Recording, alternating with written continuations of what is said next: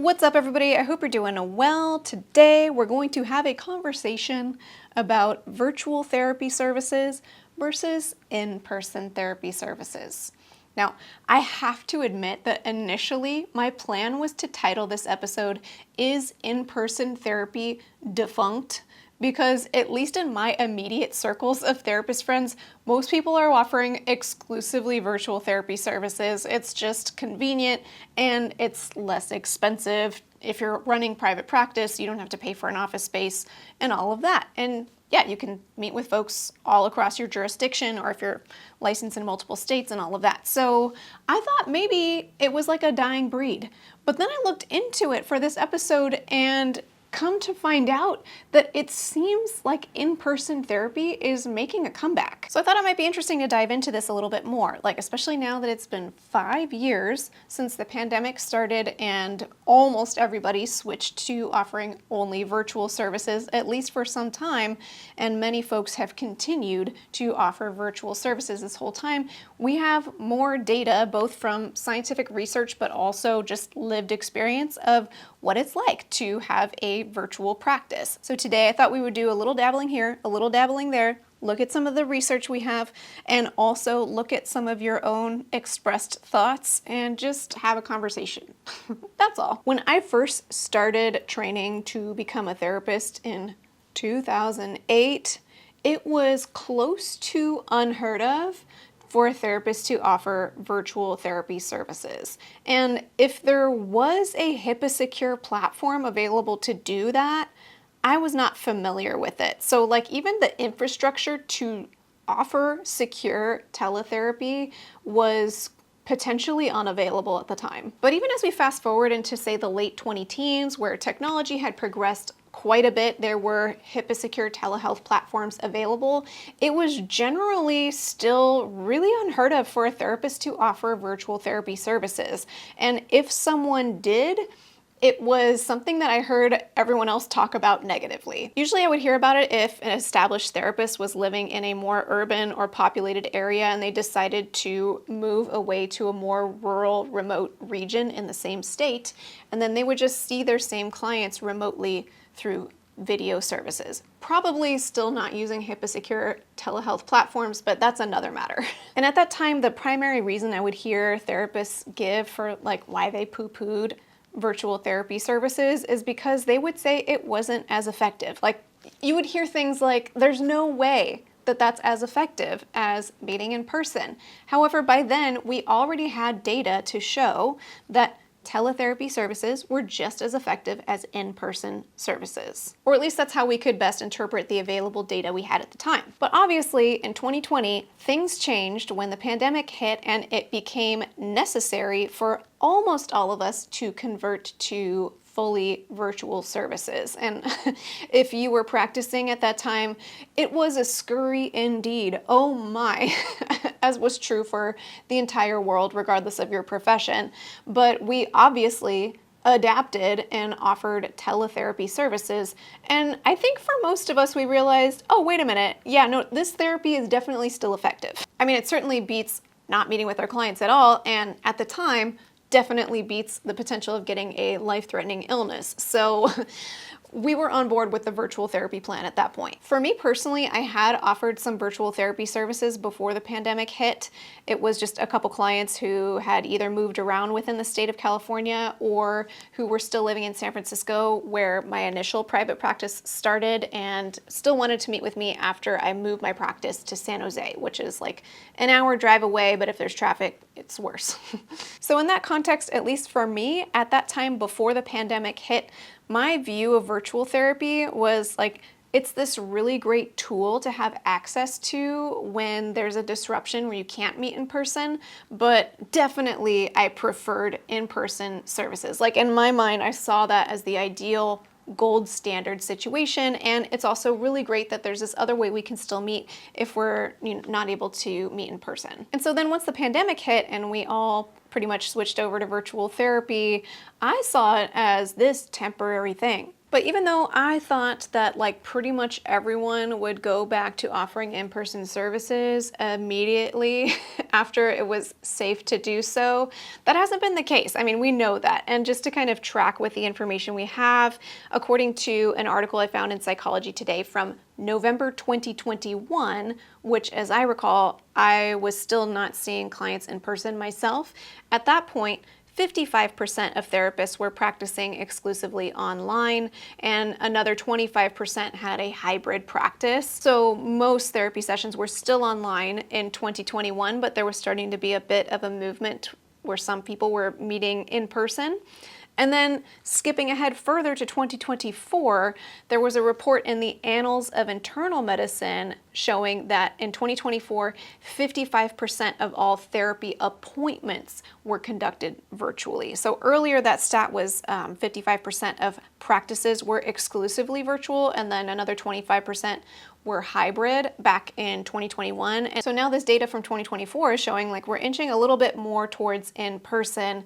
45% of therapy services were being offered in person by 2024. But there's still 55% of all therapy services being conducted virtually. So it's like a solid half plus a little bit. So clearly virtual therapy is not a sort of one and done, just we're adjusting because we have to because of the pandemic. There were at least some folks who have opted to keep offering virtual therapy. Again, whether it's exclusively virtual from their home or maybe they have some sort of hybrid practice. And for me, it was in fall of 2022, I think, that I opened my practice again for in-person services, but it was also in 2022 that I moved from San Jose to San Diego. So I just kept meeting my same San Jose clients virtually from San Diego. And then my new intakes, it was an option for them to meet with me in person. But fast forward to now, 2.5 years later, and even amongst all of my intakes that I've had since then, my practice is very much hybrid. Like, we have folks from all over California reaching out, looking for my very specific specialty. And it makes sense because a lot of folks are living in pretty remote places. If you don't live in California like I do, which is most of the world doesn't live in California. I think people perceive California as mostly urban and suburban sprawl, but actually the landmass of California is very large. So I have folks living all over the place, and some people are living in the mountains and the desert, and there's like not a therapist in sight. And I also have a very specific niche, which can be difficult to find somebody who specializes in general, but certainly if you live somewhere remote. So I can definitely see the advantages of offering virtual therapy, in addition to knowing already that based on the evidence we've had, it's just as effective as meeting in person. And not to mention just all the other benefits of working virtually. I mean, if you are running your own therapy practice, if you meet in person, you have to rent an office space. And for me, by far, that is my biggest overhead cost. So you're having to choose into a huge expense if you're offering any in-person services. I mean, even if you have a hybrid practice, your savings are significant. Like, a lot of therapists will sublet an office 1 or 2 days a week, and that is way cheaper, of course, than renting an office full time. And maybe you see your virtual therapy clients from home, and then you just come into an office here and there for your in-person clients. And then the added benefit of like not having to commute. I mean, I have lots of clients meet with me virtually from their office, like they're in person at work, and they have a private room that they can meet with me confidentially and virtually. So there's a lot of benefits to going virtual. Why wouldn't everyone just stay virtual, right? So this is the part I want to zoom in on today, because I think we can advocate for a lot of reasons to stay fully remote, as I named, but a lot of therapists are going back to in-person or thinking about going in person. And the question is why? What's that about? What's going on with that? So let's turn to our dear friend Reddit that I've been turning to quite a bit lately. I found a post in the Our Therapists subreddit, our beloved friend that we've referenced many times in recent videos, a post from 2 years ago. Somebody says, "Why do you in person?" Just curious, with the new option of being fully remote, why do you personally choose to work in person? The top comment says, "Being in the room with the person, it feels easier to connect with them and contain the feelings. and I can see their full body for nonverbal cues. And there are no technical issues, amen to that. And it's a nice change of pace and scenery. And I love my office. They kind of like hit all the points for me too. It's like, I just feel better in the room. And also I love my office. This is a sacred space. I have no crayons colored on the walls. There's no applesauce splattered on my couch. And the next top comment on this post says, not having to say any of the following phrases with in-person sessions. No, we can't complete a session while you are shopping at Walmart. No, we can't complete a session while you are driving. Oh dear. I appreciate you wanting to get to session on time, but please finish showering, getting dressed, using the bathroom, brushing teeth, and other grooming things first and come back. I can't hear you. I can't see you. You are breaking up. You are frozen. Yeah, it's not just technical issues. That is a huge annoyance when it happens, but it's also the unexpected variables of like whatever is happening on your client's end. And I mean, you can, discuss that to set them up for success. But yes, I have had clients start virtual therapy from inside a store while driving their car, while seeming maybe not fully done getting ready or in the bathroom doing bathroom things. I don't know. Okay, and here's a more recent post on the Our Therapist subreddit from 5 months ago that says, are clients still interested in in-person sessions? They say, anyone actually seeing clients in person? Will people come in during normal working hours? I got my license and started my practice post-COVID, so I've always been digital, but eventually want to have an in-person practice. This one's pretty straightforward. The top comment on this one, the person says, all but 2 of my clients are in person, and then you just have a bunch of people agreeing. One of the other top comments on this post says, all of my clients are in person. I hate virtual so much that I've stepped away from it entirely with the exception of needing to shift to virtual occasionally if someone is sick. And then somebody responds to that, I can't stand virtual either. I feel like my practice would be so much better in person. The discussion continues and then the poster elaborates, I get so distracted, I have to force myself to concentrate on the client and the entire session feels inauthentic. My anxiety also seems to increase and I feel very restless and agitated when I'm doing a virtual session. I enjoy being face-to-face when I can connect with their nervous system and make eye contact. So yeah, we're seeing some reasons that are at least for the therapist benefit when it comes to offering in-person services, because a variable that I keep in mind is, your client may just be logging in for that one virtual session and then going about their day. But if you are offering an exclusively virtual therapy practice and you're seeing clients back to back, like as the therapist, you're sitting at the computer very actively attuned to a screen all day long, which to me is very different than having a desk job where you're looking at a screen. And it's even different than attending virtual meetings where it might be expected that you look away, you're taking notes, you're kind of doing your work, but like attuning to the screen and working on other things versus that, like I'm locked in and giving so much eye contact to literally just a screen. Pivoting out of Reddit and into science. In an article published by the National Library of Medicine in February 2024 titled Evaluation of Online Counseling Through the Working Experiences of Mental Health Therapists Amidst the COVID-19 Pandemic, they say, quote, most therapists reported that their overall experience with online counseling was positive. The main advantages cited were the accessibility for everyone and the reductions in time, money, and distance. Its primary drawbacks included less nonverbal communication, the inability to employ certain therapeutic tools, problems with confidentiality, lack of experience, and technical difficulties during online sessions. Its effectiveness depends on contextual factors and factors related to the therapeutic process itself. Organizational planning, training, and a solid implementation strategy may help ensure that this communication medium is used to its fullest potential. That was just a quote from the abstract of the article, but I like this approach of there's pros and cons, and also maybe most importantly, it does depend on different variables. So I think it is really helpful when we're evaluating in-person versus virtual therapy sessions.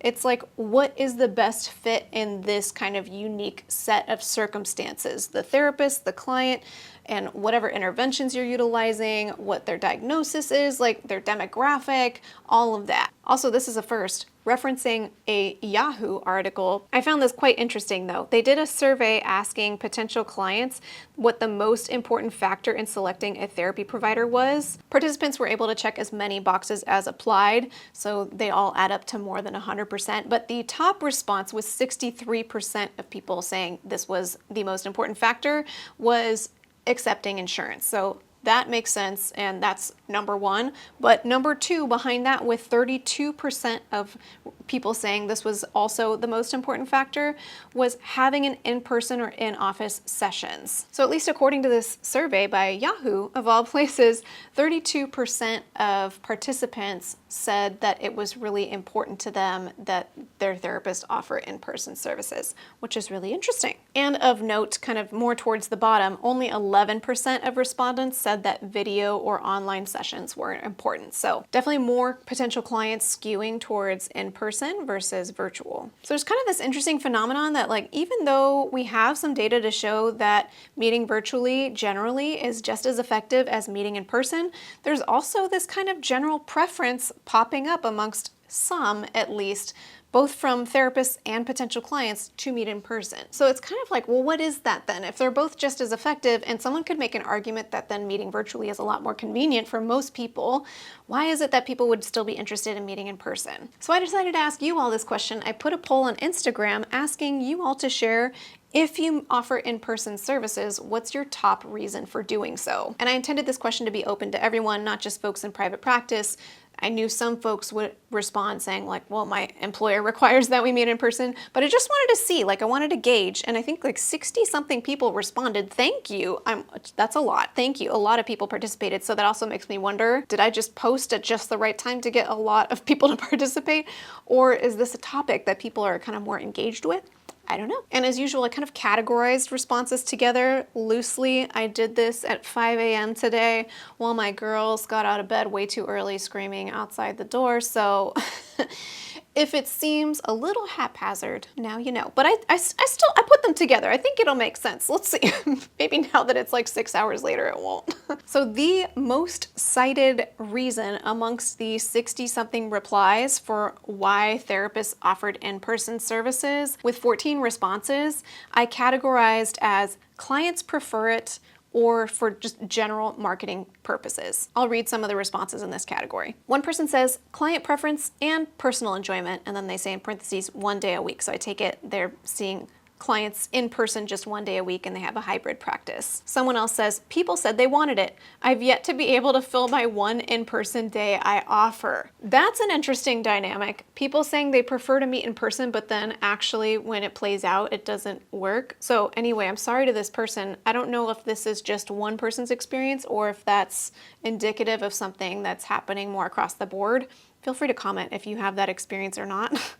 But still, people said they wanted it. Someone else says, the majority of my patients seem to prefer it. I work mostly with kids and teens. Someone else says, patients ask for it. Someone says, I offer both options, but I found all my new clients end up wanting to do in person. And someone else says, 95% of my clients prefer it. So it goes on and on, people just saying, my clients prefer it. And then there's also some that are a little bit more marketing specific. For example, someone says, I do it to be included in the filter when someone is looking for a therapist. Now, I'd like to emphasize that when I put this question on Instagram, I specifically said this question was for therapists who are offering in-person services, and I didn't additionally ask like what percentage of therapists are offering in-person services versus virtual versus hybrid. So this is very much a self-selected group. Amongst the group of therapists who have chosen to offer in-person services, this was their top reason for why. Clients prefer it.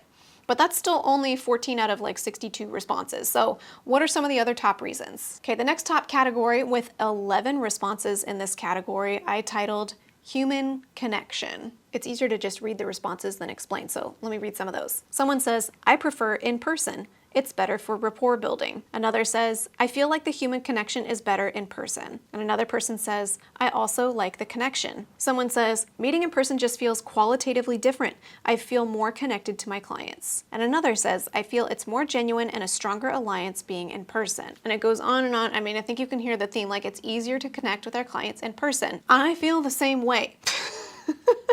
But I know not everyone feels the same way, but there's at least a subsection of therapists who feel the same way.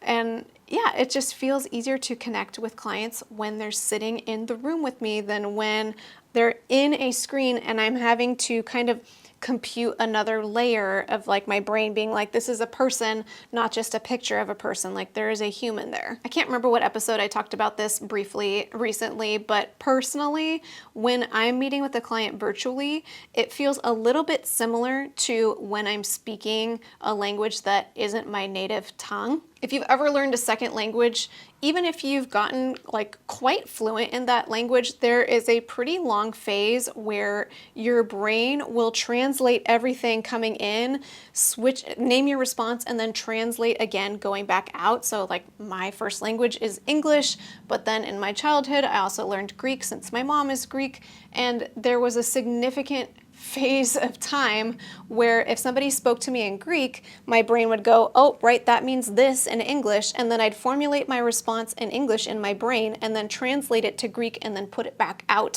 speak those words.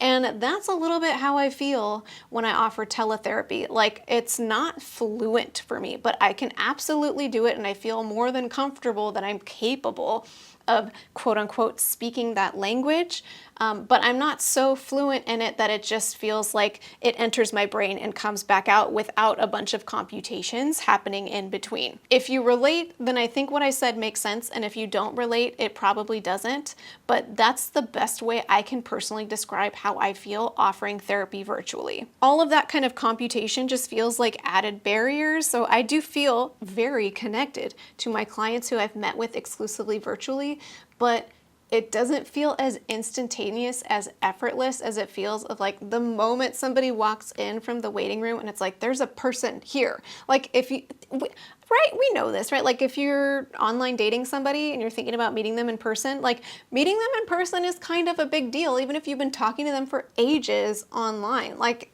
there's definitely something, like somebody said, like qualitatively different when you're in person with somebody. And it's also gonna like affect different people differently. Like some people could do a long distance relationship for a really long time and somebody could be like, absolutely not. So there's similarities. Not that therapy is like dating, but that human connection is a variable that is, I think, emphasized in therapy compared to say like, you know, meeting with a doctor because you need help with something. I don't know.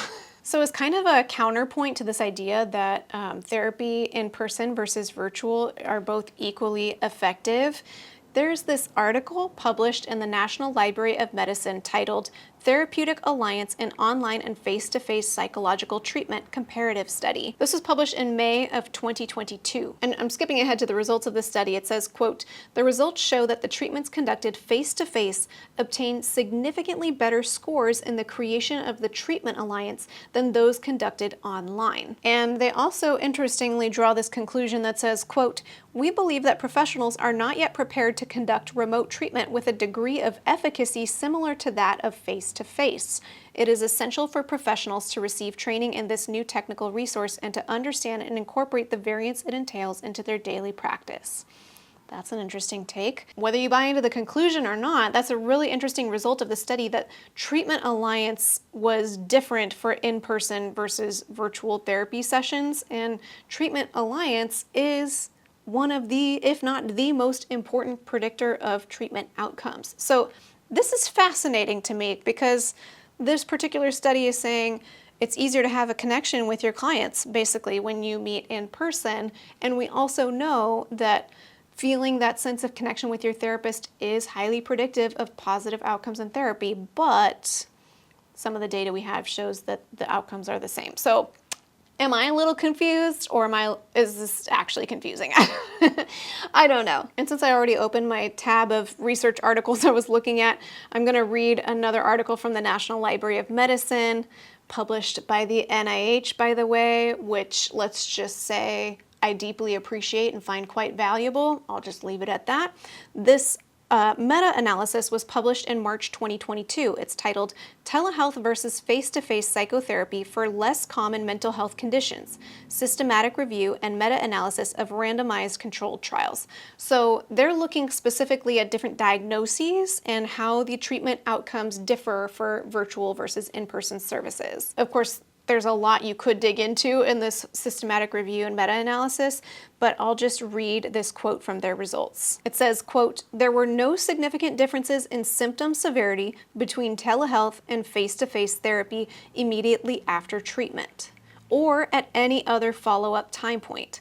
Similarly, there were no significant differences immediately after treatment between telehealth and face-to-face care delivery on any of the other outcomes meta-analyzed, including overall improvement, working alliance clients and working alliance therapists, and client satisfaction, or at any other time point." Basically, all the variables they could figure out to study, they put in there, and they just seemed equivalent between telehealth and in-person in this giant meta-analysis across several different diagnoses. So that's fascinating.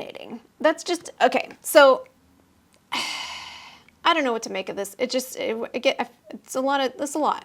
There's a lot of variables here. It feels complicated. All right, some of the rest of the responses I won't spend as long with, but we'll touch on, well, they all bring up good points, so let's talk about a few more categories. The next top category for why therapists offer in-person therapy is clinical advantages. Someone says, couples, read body language and dig into the little things you don't see on a screen. Another person says, I find a lot of clinical info can be missed in the virtual space. Clients are also more easily distracted. And one more for this, I work mostly with trauma and find in-person produces more safety and co-regulation. So it kind of goes on where people give specific instances where they think meeting in person makes more sense clinically for a specific issue, demographic, need, intervention, modality, all of that. The next top reason for why therapists offer in-person therapy is the therapist just enjoys it more. Here's some responses.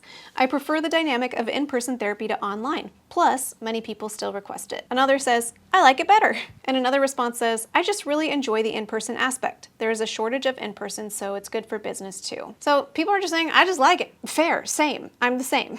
And then another category of response is that offering in-person services worked better for the specific demographic that the therapists work with.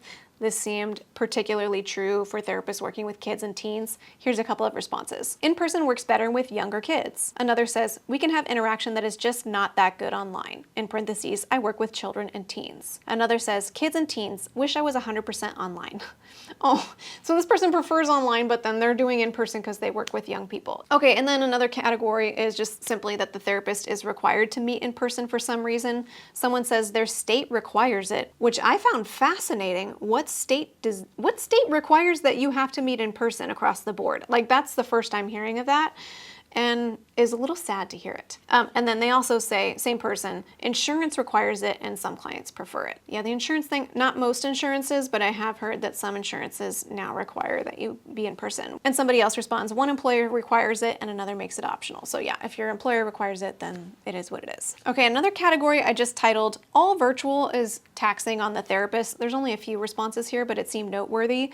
One person says, in-person therapy helps me reduce burnout. The energy is different. Another person says, I personally find it hard to do all virtual visits and some clients prefer or need in person. And the last one says, I find telehealth exhausting.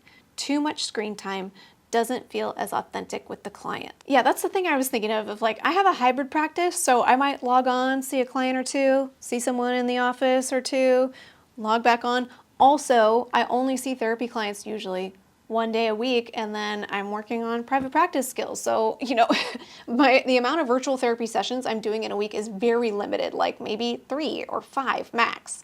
And other folks might be seeing, I don't know, upwards of 30 clients virtually per week. And for me, as I imagine seeing 30 clients a week in person or virtually, it's a lot, definitely burnout levels, but also if I imagine that they all had to be virtual versus all in person or hybrid, the virtual kind of slog just sets in. Even just imagining just how attuned you have to be to your screen and basically pretend your computer is a person. And it starts to it feels a little dystopian to me. I don't know if there's any research available on this. I didn't look it up, but I'd be really curious to see like how does not just screen time, but offering therapy to a screen, obviously a person on the other side of the screen, but your brain is processing it all as like you're acting like this computer is a person. Like, how does that affect you? I mean, I think about it a little bit because I'm not looking at a screen, but I'm looking into a lens and pretending that you're a person to film this content. But I still only do that an hour a week. So yeah, that's really fascinating. And the next category, there were only 2 responses, but I definitely relate to this and seen it in my practice. And I titled this Access to Privacy. One person says, client does not have privacy at home. Yeah. And another person says, some clients don't have private spaces to do a virtual session. There are ways to get creative, like how many times have I met with clients who are in a parked car, in a bathroom, in a closet, you name it, there's ways to find a safe, confidential space to meet, but sometimes even then, like maybe there might not be a space like that. And there are a few more responses I didn't touch on, but there's certainly a lot of different reasons depending on somebody's unique situation for why they might opt to offer in-person therapy, whether exclusively in person or hybrid. And I'm curious to hear from you. Like, do you see clients virtually or in person or hybrid, and what are some of the reasons why you have your current setup the way you have it? I wonder if we're onto something, because I used to think I was just like a weirdo for preferring in person, because that was during a time when so many therapists were just saying like, I prefer virtual, love it so much. And honestly, I'm still friends with those therapists who are offering exclusively virtual therapy and love it. But it seems like there's more to it than that. There's something in the air, even though meeting virtually seems to be just as effective, generally speaking, as meeting in person, but there's like a feeling. I was thinking about this morning before filming and thinking like, I wonder if it's maybe similar to like getting nutrients in our diet. Like, there's a lot of ways to get these essential nutrients that we need, whether we're taking a multivitamin or whether we're eating like fresh fruits, foods, and vegetables, etc., to get those same nutrients. Like, the outcomes are going to be the same as long as the nutrients end up in our body, but like the lived experience of like putting a vitamin in my mouth versus like eating a really healthy, like fresh cooked meal is going to feel really different, even if like my body technically just responds to it the same way. So I wonder if we're kind of seeing some of that happen, where like the virtual therapy is delivering the same nutrients into our body, but like, does it feel a little bit more like taking the multivitamin than like cooking a fresh meal for yourself? I don't know how bought in I am to that perspective, so I'm just kind of like floating it out there. That was like an idea I had. But I think I'll leave it there because it's time for me to go pick up my daughter from school, so I'm gonna go do that. But I appreciate you joining me, and I'm curious to see where things go in the coming, 5-10 years with virtual versus in-person services. And before we close, I'd like to thank TherapyNotes.com for sponsoring today's video. TherapyNotes helps with all of your practice management needs, from scheduling to notes to billing. They have a HIPAA-secure telehealth platform and so much more. If you'd like to check out TherapyNotes, you can get 2 months to try it for free with no commitment just by clicking the link in the description of this video. Well, thanks for joining me in this episode, and I look forward to seeing you in the next one. I don't know what it is yet, but you'll find out next week. And until next time, from one therapist to another, I wish you well.